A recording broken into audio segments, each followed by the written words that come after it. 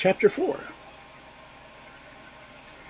When the balloon of the Duke approached the habitation of Sir Ambrose, its occupiers perceived the worthy baronet walking with hasty strides towards the mount of the telegraph, which commanded an extensive view of the surrounding country, followed by Edric and Dr. Edwarfen, who appeared vainly endeavoring to persuade him to relax a speed so little suited to his advanced years. "Do not talk to me of growing slowly, when I expect news of my darling Edmund," exclaimed Sir Ambrose, continuing his rapid pace, his heart beating with paternal pride, and his countenance beaming with exultation. "I am also anxious to hear of my brother," said Edric, "but after the information we have already received by the telegraph dispatch, it appears to me that we have little more to learn of importance." "Edric, you are not a father, and you have no idea of father's anxiety," replied Sir Ambrose, hurrying onto the mount, as though he hoped the rapidity of his motion would afford some relief to the impatience of his mind, whilst the party of the Duke, seeing the balloon which he was hastening, opened the valves of the balloon, and made preparations to descend upon the same spot. The Duke and Sir Ambrose were always glad to meet, but as the present occasion was one of more the ordinary interest, they now greeted each other with more than ordinary pleasure. The Duke had always been warmly attached to Edmund, and his voice actually trembled with agitation as he exclaimed, "Well, my old friend, see, your brave boy is determined to keep us alive still. Our blood would stagnate in our veins if he did not give us a fillip now and then to rouse us. But what does the young rogue say of himself? I hope he's not wounded." "He never mentions himself," replied Sir Ambrose, tears glistening in his eyes as he pressed the hand of his friend warmly in his own. "Edmund loves his country too devotedly to think of either peril or reward for his service." "But he shall have a reward," cried the Duke, laughing. "Aye, and a fitting one too. Elvira, what do you say?" Elvira blushed, smiled, and looked down, as young ladies generally do upon such occasions, while Sir Ambrose, who had now reached the summit of the mount, was too eagerly looking around in every direction to hear his friend's remarks. In those days, the ancient method of conveying the post having been found much too slow for the enlightened people, an ingenious scheme had been devised by which the letters were put into balls and discharged by steam cannons from place to place, every town in the district having a piece of toile metallique, or woven wire, suspended in the air, so as to form a kind of net to arrest the progress of the ball, and being provided with a cannon to send it off again, whilst the letters belonging to the neighborhood shall be extracted, whilst to prevent accidents. The mail-post letter balls were always preceded with one similar description, made of thin wood, with a hole in its side, whilst, collecting the wind to pass it along, made a kind of whizzing noise to admonish people to keep out of the way. The mount on which Sir Ambrose now stood commanded an extensive view, and the scene it presented was beautiful in the extreme. On one side, innumerable grass fields, richly wooded and only divided from each other by invisible iron fences, appeared like one vast park, whilst on the other, the waving corn, its full heads beginning to darken in the sun, gave a rich glowing tint to the landscape. But Sir Ambrose thought not of the prospect. He did not even see the murmuring brooks and shading groves and smiling vales and swelling hills that constituted its beauty. No, his attention was wholly occupied by a black spot he had just discovered on the edge of the horizon. In breathless anxiety, his eyes almost starting from their sockets, he bent eagerly forwards, gazing on a small and at first almost impeccable speck. It gradually grew larger and larger. It rapidly approached. In a few seconds, a slight buzz through the air, and long-expected balls whizzed past him. Sir Ambrose's agitation was excessive. With trembling limbs and livid lips, he hurried to the nearest station, which luckily was close at hand, and round which several of his household were assembled, and in their impatience to hear the news.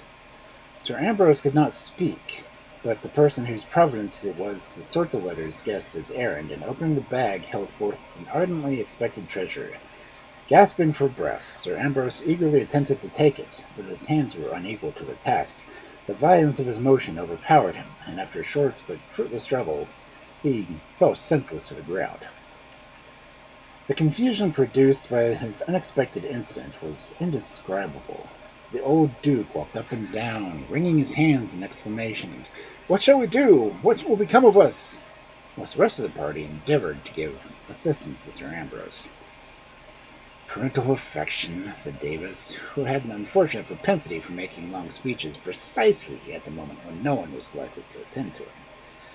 "Parental affection has been universally allowed by all writers, both ancient and modern, to be one of the strongest passions of the soul. The most exalted instances might be produced of the surprising energy of the universal sentiment." "For heaven's sake, help me raise my father!" cried Edric. "Give him some air. He will die." "Patience," continued Davis. "It is necessary in all things, and is perhaps one of the most useful and estimable quantities of life. It enables us to bear, without shrinking, the bitterest evils that can assail us. Without patience, philosophy would never have made those wonderful discoveries that subjugate nature to our yoke." "Fetch me some fresh water," exclaimed Eric, "or he will expire before your eyes." "It appears to me," said a laborer who had been mending a steam-digging machine in a neighboring field, and who now stood leaning upon his work, looking on gravely all that passed, without attempting to offer the least assistance, "it appears to me that it would be highly improper to administer a aqueous fluid to its natural state of rigidity under the existing circumstances. The present suspension of animation under which Sir Ambrose labours is evidently occasioned by the want of circulation. Now, as it is properly the hot liquids, rather than the cold ones, to supply a stimulant necessary of the reproduction of circulation, I opine that hot water would answer the purpose better than cold." In the meantime, Father Morris had brought some water from the neighboring fountain, and throwing it in the patient's face, Sir Ambrose opened his eyes. For some moments he stared wildly around him, but as soon as he began to recollect what had passed, he implored Father Morris to give him his ardently desired letter. "You are not yet equal to reading it," said Father Morris compassionately. "I fear the exertion will be too much for you." "Oh, give it to me! Give it to me!" exclaimed the poor old man. "If a spark of mercy remain in your soul, do not keep me in this agony."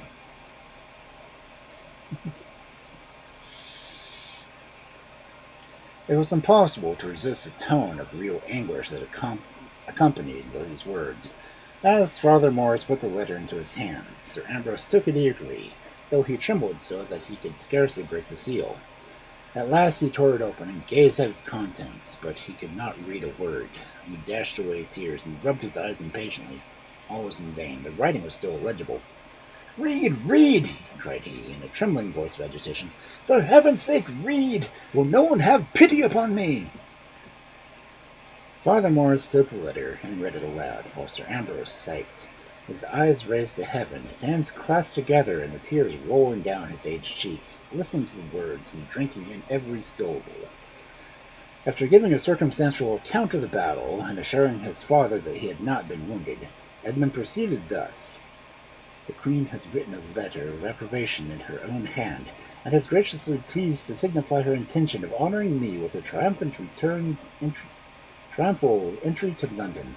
She has likewise conferred upon me the letters of nobility.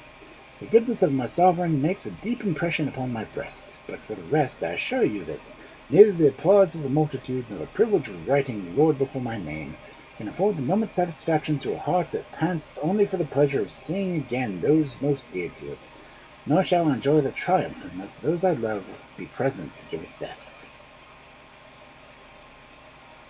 I congratulate you, my dear patron," exclaimed Father Morris, as soon as he had finished. "I congratulate you from my inmost soul." "To his triumph!" exclaimed the Duke, rubbing his hands in ecstasy. "Yes, yes, that will be. Won't we, my old friend? God bless him! I'm glad he's not hurt, though. And so, you see, in spite of all his glory, he can't be happy without us. How prettily he says that. Not all the probation of the sovereign, he praises of the people. No, what is it? I don't remember the exact words, but I know the sense was he wouldn't be happy without us. And God bless him. I'm sure he's happy as he can be at the thought of seeing him." Sir Ambrose could not reply, but the tears ran down his aged cheeks like rain, and his heart breathed a silent offering of thanksgiving to the Almighty Being who had thus bestowed victory upon his son, and his lips murmured some inarticulate sounds of transport, whilst Elvira and Rosabella mingled their tears with his, for often joy becomes painful at seeks a relief like grief. The party now slowly returned to the mansion of Sir Ambrose, so completely occupied in discussing Edmund's letter as to be totally unaware that Edric had not accompanied them. Yet such was the case. The youthful philosopher's heart had swelled almost to bursting as he had listened to the reading of his brother's letter. He now rushed into a thick wood, shelving down the romantic stream which formed a part of the pleasure grounds of Sir Ambrose. Almost without knowing where he was going, Edric plunged among the trees and threw himself upon a grassy bank under the shade and upon the border of the rivulet. The gentle murmuring of the water gave a delightful sense of refreshing coolness, particularly agreeable upon the burning heat of the day. As Edric lay, his eyes fixed on the sparkling waves as he danced in the sunbeams, with both his hands pressed firmly upon his throbbing temples, endeavoring in vain to analyze his new and strange emotions as struggled for mastery of his bosom. By degrees he became more calm, and though his heart still beat with feelings he could not yet quite explain, he felt soothed by the softly gliding streamlet, and the stormy passions of his breast seemed to lull into tranquillity as one hand fell carelessly down by his side, and the other merely supported the head it no longer constrained. It was not envy that occasioned Edric's emotions, but shame and indignation burnt in his bosom when he recollected that he was wasting his days in comparative obscurity, whilst his brother, only a few years older than himself, was ennobling the name bequeathed to him by his ancestors. "I cannot also become famous," thought he, his heart swelling with emulation. "Though I abhor the profession of soldier, are not there other ways to open me to attaining eminence? Why should I not exert myself? I will remain in the indolence no longer. I, too, will prove myself worthy of my forefathers, and show the world that the exalted blood of the Montague was not degenerated in my veins." His eyes sparkled with the thought, and he half raised himself, as though eager to put into immediate execution. A moment's reflection, however, restored him to himself, and he could not help smiling at his own folly. "And yet I call myself a philosopher," he thought. "Alas, alas, how little do we know ourselves, and after all, the pursuit of knowledge is only the employment worthy of a man of sense.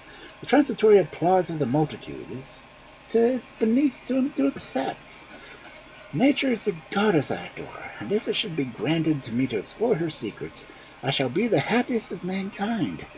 But why should I pass my life in anxious cravings never destined to be realized? The events of today have only proved yet more clearly the little value of society is of my father. Were I absent, I should not be forgotten.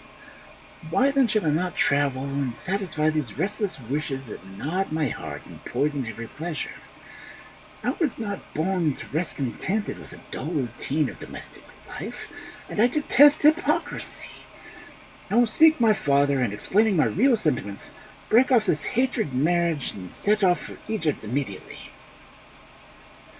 Satisfied with this resolution, Edric rose and hastily walked towards his father's mansion, with all the inward vigor which the consciousness of having made up one's mind is certain to bestow, and which perhaps is one of the most agreeable sensations that can be experienced by the human mind, as that of suspense or indecision is doubtlessly one of the most unpleasant. Edric found his father and the Duke busily engaged in consulting upon the intended journey, which was an event in both their lives, for, as since the universal adoption of balloons, journeys were performed without either trouble or expense. The rich had lost all inducement to undertake them, and it was rare for a man of rank to quit his family mansion, unless he had some post at court. "I have a palace in London," said the Duke, "which I hope will make you home, though it has long been unused, and I doubt whether it is unfit for your reception." "Ah, do not distress yourself about making arrangements for my family," replied Sir Ambrose, "for you know I have a brother living in London, and though we have not seen each other for years, I think upon such an occasion it is ought to forget the animosity, and visit him, if he will receive me." True, rejoined the Duke.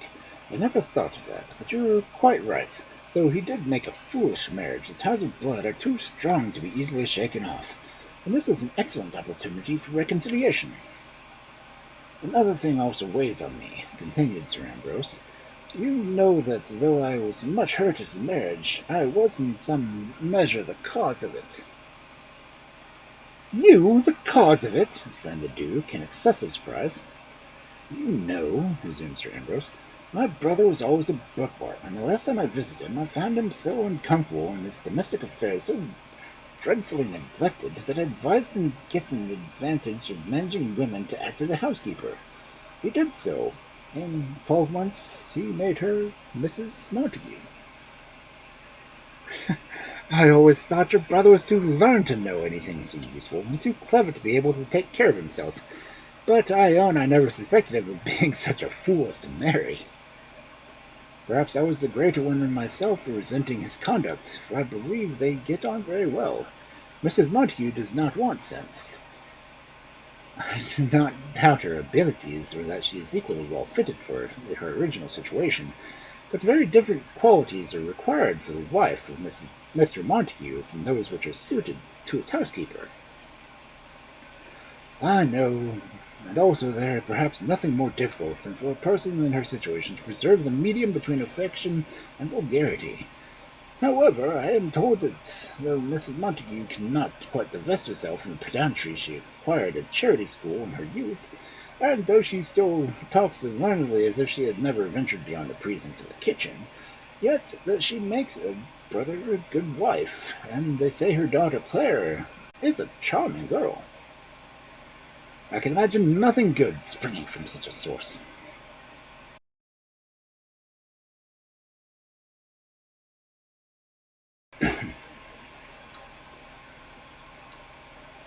Prejudice, my dear Duke, sheer prejudice.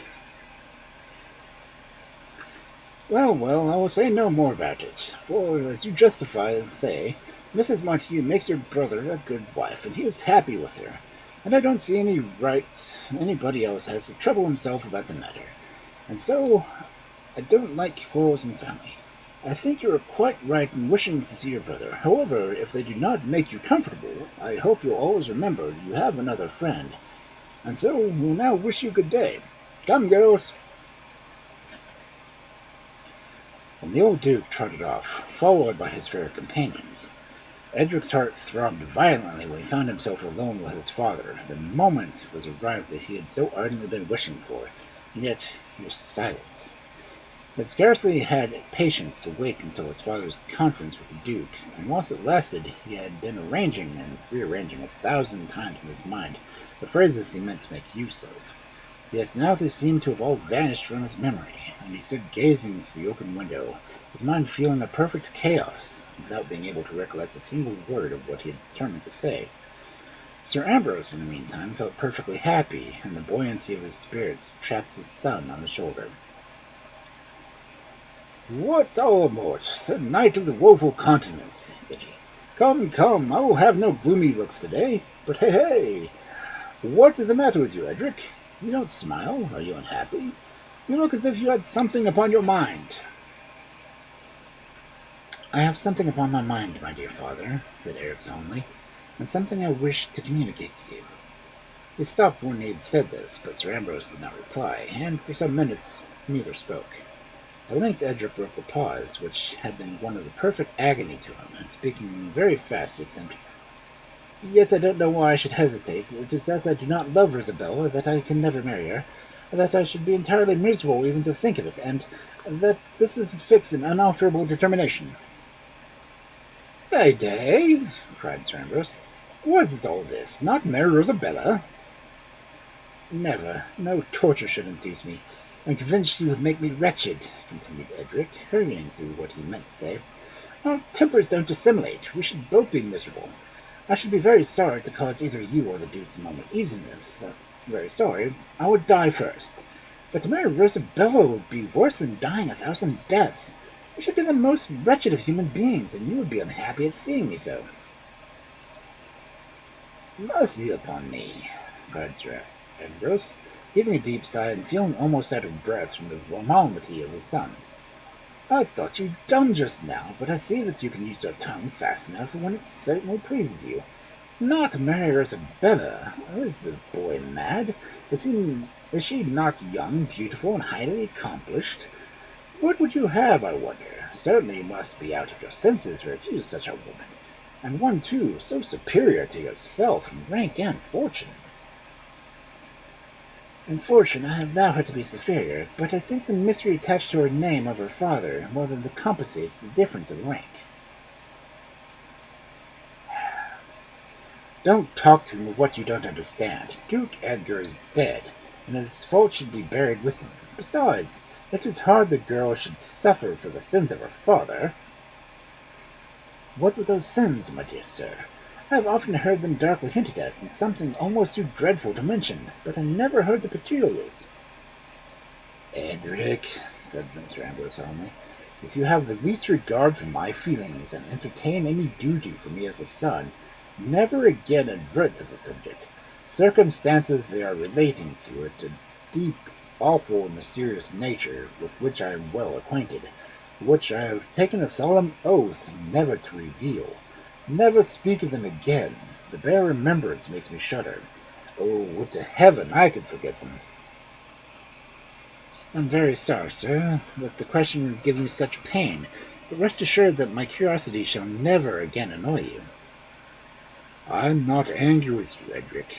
You could not know the feeling your question could create in my bosom, and it is natural you should wish to know something of your father of your intended wife. However, think no more of him. Consider the present Duke and your father-in-law, and if possible forget that such a person as Duke Edgar ever existed. You forget, sir, said Edric, firmly but respectfully, that I have before declared my determination never to marry Rosabella. Nonsense, rejoiced his father. You don't know what you're talking about. The world would call me as mad as yourself if I were to let you act so foolishly. Besides, what would the Duke say? To speak candidly, sir, that is what principally annoys me, for I trust that your good sense and affectionate disposition will soon enable you to see the affair in its proper light. And that is to say, you think I am an old fool, and that you can coax me into anything you please. But you shall find your error. You shall learn that I will not be coaxed. I will be obeyed. You shall marry Isabella, or you shall leave my house. My dear father, said Edric, attempting to take Sir Ambrose's hand. Away, sir, cried his father, shaking him off. Obedience far outweighs words. If I am your dear father, you will act in compliance with my wishes. If you do not, it is a mockery to call me dear. I cannot marry Rosabella. Was ever such obstinacy, such folly? The world will think you distracted. I care not for the world, cried Edric impatiently. Youth-like, returned his father. It is very strange, and no one will be contented to take the experience at second hand. They must buy it for themselves, and sometimes pay very dear for it before they profit from its lessons. You talk like a child, Edric. When you are a little older, you will find practice and theory are different things. You say you despise the world, but you are wrong. The world must not be despised. Nay, more, it ought to be not even slighted. As long as you live in it, you must conform to its opinions. It is ridiculous to think otherwise. I don't like to hear people say they don't care for the world. The world must be cared for, and when people pretend to scorn it, it is generally because they are aware they have done something to make it scorn them. But, my dear father, you would not wish me to sacrifice my consciousness to its dictates. And pray, sir, what has your conscience to do with the matter of the question? I should not sacrifice it to marrying a woman I could never love. In my opinion, nothing could be more sacred than the marriage vow, and with what feelings I could enter into the solemn engagement in the presence of Almighty God, calling upon Him to witness it, when I know my heart was in variance with my words. My soul would recoil with horror at such blasphemy. You talk your conscience, Edric, but should not you rather say your inclinations? The person of Rosabella does not please your fancy, I suppose, and to gratify a capricious whim you would destroy the happiness of your father and ruin your own prospects forever. It is not the person of Rosabella that I complain, my dear father. I allow her to be beautiful as a Venus, and that her talents even excess her personal charms. But when I see her large black eyes flash in fury, her rosy lips curled into an expression of indignant scorn, I forget her beauty and think only of the fearful passions of her soul. Your objections are futile, Edric. At any rate, they are of no avail. You must marry her. I am sorry it is against her inclination, but I will not have my authority disputed. Besides, the disappointment of the Duke would be dreadful. It was but this morning that he proposed as soon as you and Edmund should marry, I should give up my estate to you, while he to his your brother, whilst you two old folk should retire to a cottage in the hill and pass the remainder of our lives contemplating with rapture the happiness of our children. The Duke is obstinate. So you have discovered that, have you? Well, you are right there, for when he has taken a fancy into his head, no argument can turn him from his point. But there's a difference between obstinacy and firmness. Now, though I am not obstinate like the Duke, you shall find I am firm, Edric. However, as I have always been an indulgent father, I do not wish to decide hastily now. I give you a week to make up your mind, at the expiration of which time you shall marry Rosabella or quit my house forever. No reply, young man. I will not hear a word. Be gone. Leave me now. In a week's time let me know your decision. It was in vain to attempt a reply, and Edric left his father's presence, oppressed by a rage, persistent sentiment of evil, which fearful cloud, gloomy, impenetrable, sometimes hangs upon our thoughts, and foreboding horrors, though so dimly and distinctly that, like all the gigantic phantoms we sometimes fancy through the midst of the twilight, their terrors seem increased tenfold by the very uncertainty that half shrouds them from our sight. Mingled from these feelings, however, was one of wild, unearthly joy. Driven from his father's house, he would be free to travel. His doubts might be satisfied. He might at last penetrate into the secrets of the grave, and partake, without restraint, of so ardently desired fruit of the tree of knowledge. Nothing would be hidden from him. Nature would be forced to yield up her treasures to his view. Their mysteries would be revealed, and he would become great, omniscient, and godlike. His mind filled with the chaos of thoughts like these, which he strove in vain to arrange, and which seemed to swell his brain almost to bursting. Edric involuntarily strolled again into the wood he had so lately quitted, and again throwing himself upon the banks of the murmuring stream, he was soon lost to reverie.